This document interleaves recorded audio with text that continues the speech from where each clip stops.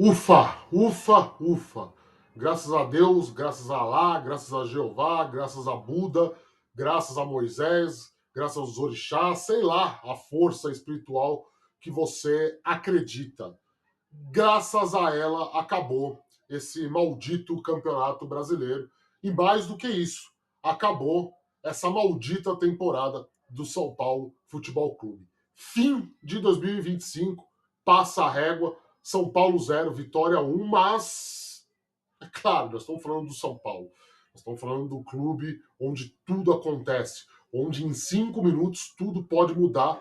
E é evidente, é meio óbvio, que as coisas não seriam assim lá tão fáceis, tão tranquilas, simplesmente com o apito final na última partida do clube na temporada. Vamos lá, vamos fazer essa análise do que foi essa derrota do São Paulo lá em Salvador, resultado importante, mas para os adversários, né, para o adversário especificamente, que se livrou do rebaixamento para a segunda divisão do Campeonato Brasileiro, do que especificamente para o próprio São Paulo, que, graças ao papelão protagonizado lá pelo Bragantino, que tomou de 3-1 do Internacional no Beira-Rio, garantiu já essa oitava colocação, que no final das contas pode significar muita coisa. Pode significar, por exemplo, né, essa sonhada vaga na Copa Libertadores. São Paulo 0, Vitória 1.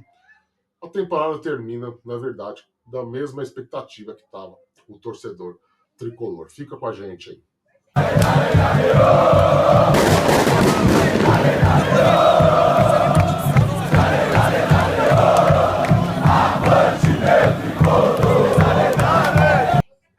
Pois é, né, meus amigos? Maravilha, maravilha, Avante Lovers de norte a sul do país. Você que carrega o coração de 5 pontas dentro do peito. Seja muito bem-vindo, seja muito bem-vinda, amigo e amiga, torcedor, torcedora do São Paulo. Este é o Avante, meu tricolor. Meu nome é Rafael Emiliano. Fique à vontade, a casa é sua. Visite nossa cozinha, hein? Acesse o nosso portal www.avantemeutricolor.com.br e aqui na descrição está o link de todas as nossas redes sociais para você acompanhar todo o nosso trabalho aí de jornalismo independente na cobertura do tricolor, na cobertura do único clube brasileiro tricampeão do mundo.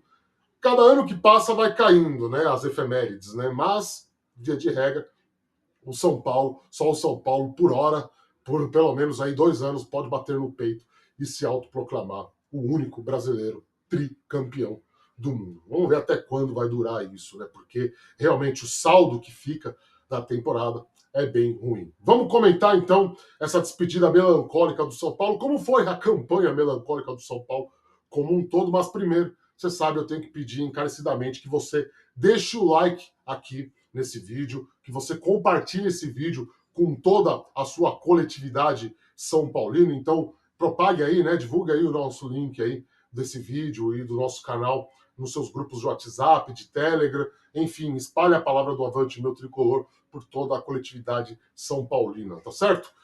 Ajude a gente a ser mais propagado e difundir nessa plataforma tão concorrida e disputada quanto é YouTube. Não se esqueça também de se inscrever no canal, ativar o sininho para receber notificações sempre que tiver vídeo novo aqui, você vai ser avisado, né? E agora, acabando aí o Brasileirão, agora com mais tempo livre para nós aqui, a gente vai fazer vídeo todo dia aí de análises do que foi a temporada do São Paulo, do que foi a participação do São Paulo nesse Brasileirão. E claro, vamos seguir acompanhando de perto aí esse restinho de temporada do futebol brasileiro, que vai ser fundamental para as pretensões do São Paulo aí para 2026, tá? Vou pedir também que você pense com carinho, se você quiser e se você puder, na possibilidade de ajudar financeiramente o nosso trabalho de jornalismo independente aqui, né? Vire membro do canal, é uma quantia que a gente considera irrisória, uma quantia que a gente considera o valor mais baixo que a gente conseguiu aí adequar. Em troca, você ganha como recompensa aí o direito de entrar no grupo dos Avante Lovers lá do WhatsApp. Também está nosso Pix na tela para você fazer sua doação de forma não recorrente, melhor dizendo, né? Já ia me confundir aqui, né? Aponte aí com o aplicativo do seu banco e faça o seu donativo nesse final de ano, é muito importante para manter vivo aqui o nosso projeto, tá certo? Também tá aqui o botão Amei para você fazer essa doação aqui pelo próprio YouTube, se assim você desejar. Caso você não queira virar membro, tem que pagar todo mês e tal, lembrando que qualquer valor é de coração e a gente fica muito agradecido, tá certo? Então vamos lá, vamos falar. Já estou antecipando aqui de antemão uma coisa, tá? Análises mais aprofundadas sobre a temporada do São Paulo, sobre a caminhada no Brasileirão, vão ficar para esses vídeos que nós vamos publicar a partir dessa segunda-feira, né, aqui no nosso canal. Então fica o convite aí para você se inscrever, ativar o sininho, acompanhar aqui a nossa cozinha, porque todo dia quase vai ter esses vídeos de análise, vídeos de informação do fim de temporada, já do meio que o início da pré-temporada. O elenco de São Paulo sai de férias agora, volta só no dia 2, mas o mercado da bola promete ser efervescente, os bastidores não param, crise política continua. Claro que nós vamos seguir cobrindo isso muito de perto aqui no nosso site, com o selo de qualidade AMT, que você já está acostumado. Então, realmente aqui nesse domingo de tarde, aqui, vamos se limitar a falar do jogo, né?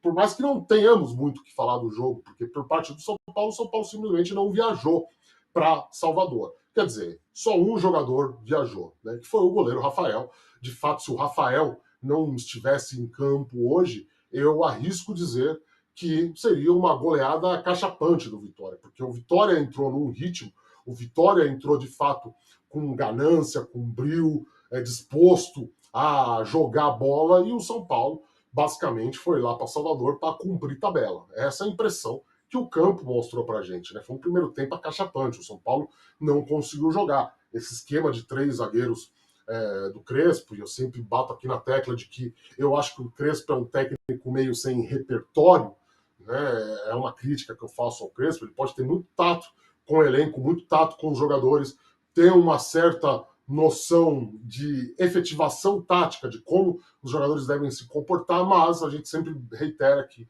que o Crespo me parece um técnico muito pouco propício a adaptar o esquema de jogo dele com os jogadores que ele tem na mão. É o contrário, jogadores que são obrigados a se adaptar ao esquema pensado pelo treinador, e o treinador, salvo uma partida desde que ele assumiu o São Paulo, ele nunca abandonou de fato o esquema com 3 zagueiros, essa coisa meio 3-2-5 com bola, essa formatação que deixa o São Paulo meio espaçado, com problemas na recomposição defensiva. E hoje, num jogo de hoje, onde um adversário veio com sangue no olho, veio disposto realmente a sair de campo com os 3 pontos, precisava disso para não ser rebaixado para a Série B, o que a gente viu foi uma exemplificação perfeita de um time preguiçoso, de um time que não quis jogar, de um time que no segundo tempo, com a entrada dos meninos, até apresentou um volume maior, até conseguiu verticalizar mais, até conseguiu romper linhas, chegar com mais afinco no ataque, mas que, via de regra, a maior parte do tempo, quem dominou as ações, mesmo tendo posse de bola menor, né? O Vitória teve muito menos posse de bola. Por quê? Porque o Vitória pegava a bola e já trabalhava, já agilizava, já ligava os seus pontas, já jogava essa bola para frente, né? Enquanto o São Paulo cozinhou o máximo que assim lhe foi permitido dentro do jogo, né? Como eu disse, 4 chances muito claras de gol do Vitória no primeiro tempo, todas elas defendidas, salvas pelo Rafael, que teve uma atuação primorosa, uma das melhores atuações dele na temporada, e vem sendo assim, né, no decorrer da temporada. O Rafael fez ótimas partidas, é um goleiro que eu sei, boa parte da torcida aí fica ainda com o pé atrás, ainda tem uma certa ressalva, mas a gente não pode deixar de falar da importância dele para o time São Paulino e o quanto ele é um dos raros destaques do São Paulo nesse ano, maldito esse ano morfético. O São Paulo encerra, passa a régua, né? Hoje ficou mais do que nunca evidenciado isso, né? O Rafael salvou muito bem. No primeiro tempo, São Paulo só terminou ali com uma cabeçada do Tapia, uma cabeçada com perigo certo, mas algumas peças do time titular, como Ferreirinha, como Luciano, simplesmente não entraram em campo, simplesmente não quiseram jogar. Ficou muito visível, né, esse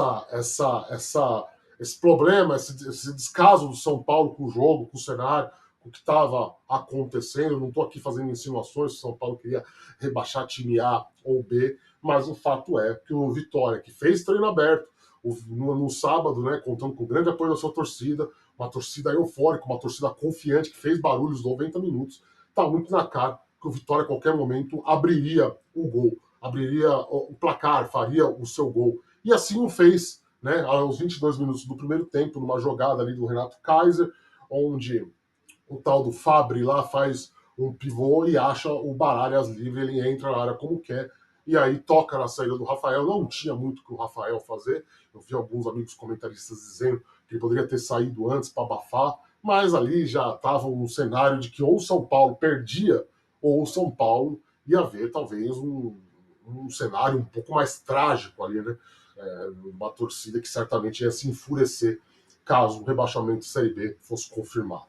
Mesmo com o gol, o São Paulo teve, como eu disse antes, teve um segundo tempo melhor, conseguiu verticalizar mais, conseguiu acertar mais esse passe para o último terço do campo, chegou com muito perigo, a entrada dos meninos, principalmente do Luca, no lugar do Ferreirinha ali pela ala esquerda, deu muito resultado, o Luca criou bastante, ciscou bastante, criou ótimas oportunidades, o Pablo Maia perde um gol incrível, o Rigoni, talvez na sua partida derradeira com a camisa do São Paulo, perde um gol inacreditável.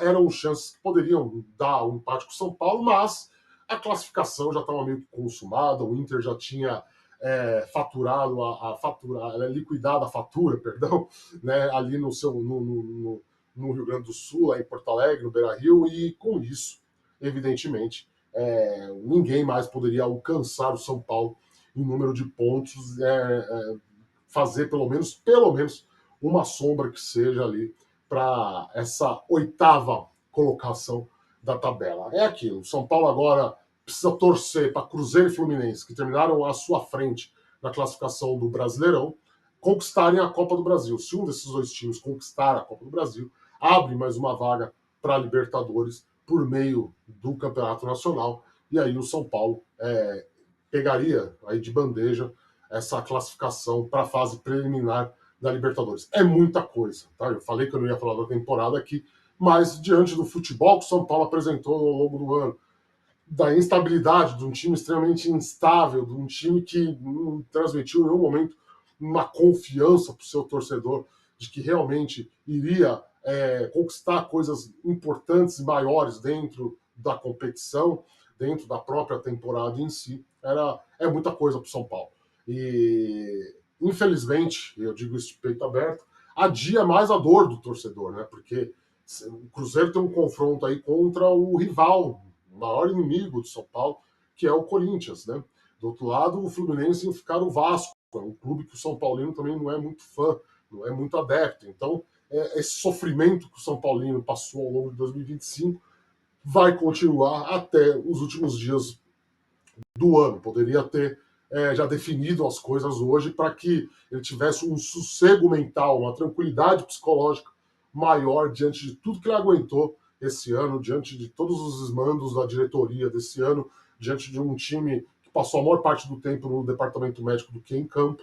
Então, o resultado de hoje, na verdade, é um reflexo de tudo aquilo do que foi o São Paulo de 2025. Uma derrota justa de um time apático, lento a maior parte do tempo, que parece realmente estar mais preocupado com as suas férias, que a partir de agora todos eles estão com esse direito adquirido, trabalharam, enfim, né? Não dá também para a gente lutar contra isso, né? Vamos ser aqui sincero e honesto, né? Então é direito deles, né?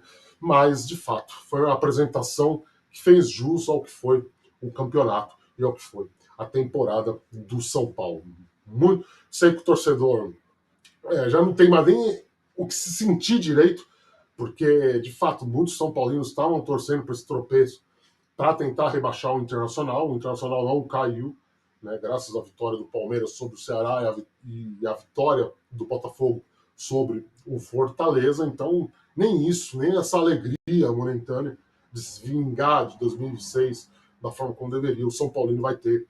E vai ter que sofrer, continuar nessa agonia aí até os últimos dias do mês. Triste, muito triste, é muito lamentável o que foi essa página, esse livro chamado São Paulo Futebol Clube de 2025. Mas vamos lá, é o Clube da Fé, só resta pra gente torcer. Tá certo, gente?